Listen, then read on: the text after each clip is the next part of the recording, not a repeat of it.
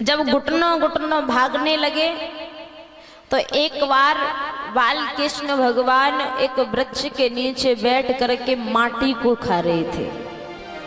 तो गोपिका ने देखा तो मैया यशोदा से कहने लगी, मैया मैं देख के आई हूँ तेरा लाला माटी खा रहा है। गोपिका ने आकर के मैया यशोदा से कहा कि तेरे लाला ने ब्रज रज खाई, जसोदा सुनी माई।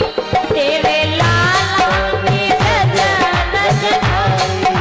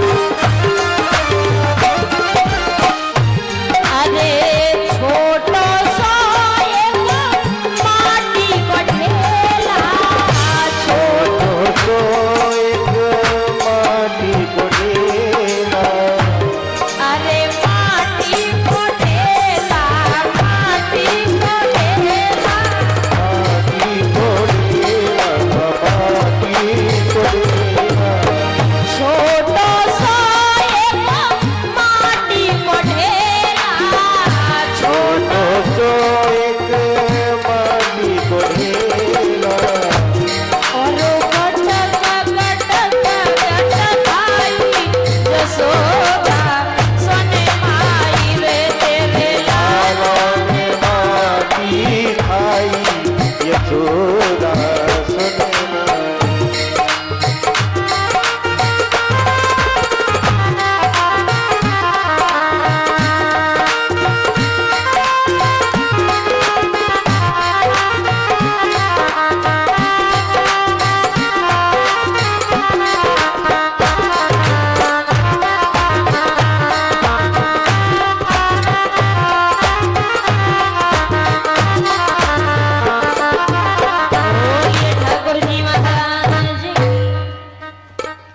गोपिका जाकर के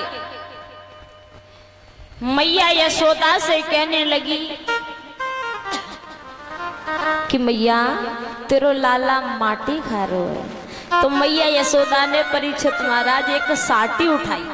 साटी जानते हो, डंडा लकड़ी। और मैया यशोदा ने जाकर के भगवान कन्हैया के कान को कस के पकड़ा और मैया यशोदा कहने लगी, दारी के अपनो मोड़ो फारियो तू माटी खा रहा है। तो भगवान कन्हैया के मुख के अंदर माटी है तो बोल नहीं पा रहे। भगवान कन्हैया गर्दन हिला के कहने लगे, मैंने ना खाई। मैया यशोदा कहने लगी, अपना मुंह फाड़। और जैसे ही भगवान कन्हैया ने मुख फाड़ा तो पूरा ब्रह्मांड मैया यशोदा ने बाल कृष्ण भगवान के मुख के अंदर देखा। मैया के नेत्र खुले रह जाते हैं।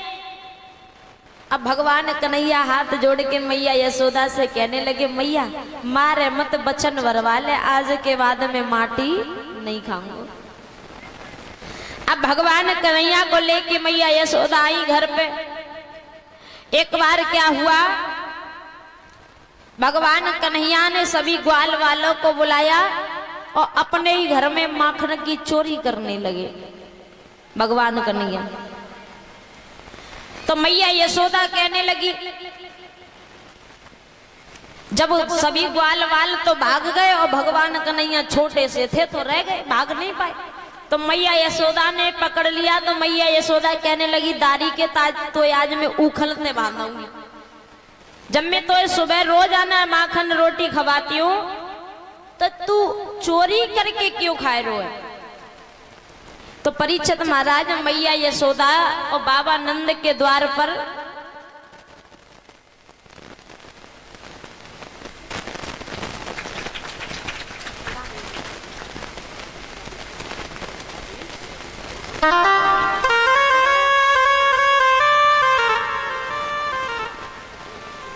और रमेश कुशवाहा 101 रुपए और एक पुष्प की माल्या से सम्मानित करते हैं। और आज हमारा और हमारे स्टाफ का भोजन इनके घर पे, जोरदार तालियां।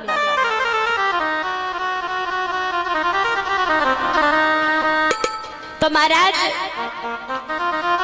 बाबा नंद और मैया यशोदा के द्वार पर यमला अर्जुन के दो वृक्ष खड़े हुए थे, जो पूर्व जन्म में नलकूवड़ के नाम से जाने जाते थे।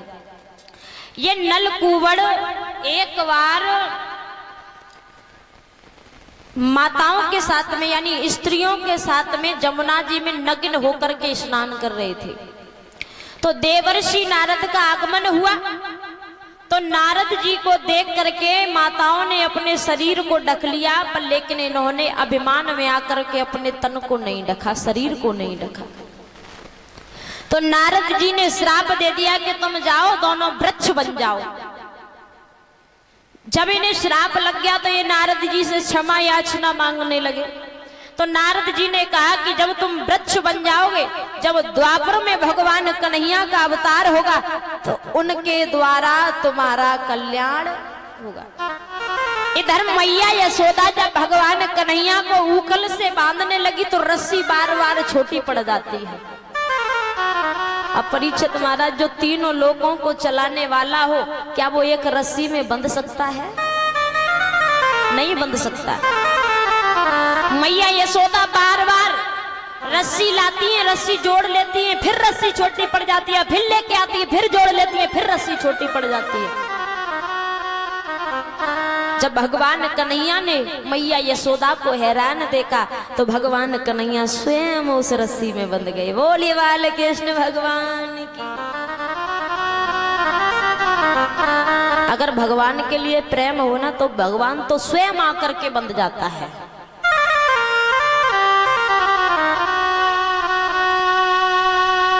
तो परीक्षित महाराज जब भगवान कन्हैया को मैया यशोदा ने उस ऊखल से बांध दिया तो भगवान कन्हैया जोर जोर से रस्सी को खींचने लगे। और जब रस्सी को खींचने लगे भगवान श्याम सुंदर, तो परीक्षित महाराज जी वो यमला अर्जुन के दो वृक्ष खड़े हुए थे, वो दोनों वृक्ष जड़ से उखड़ जाते हैं और यमला अर्जुन का उद्धार होता है। बोलिए गोविंद भगवान की।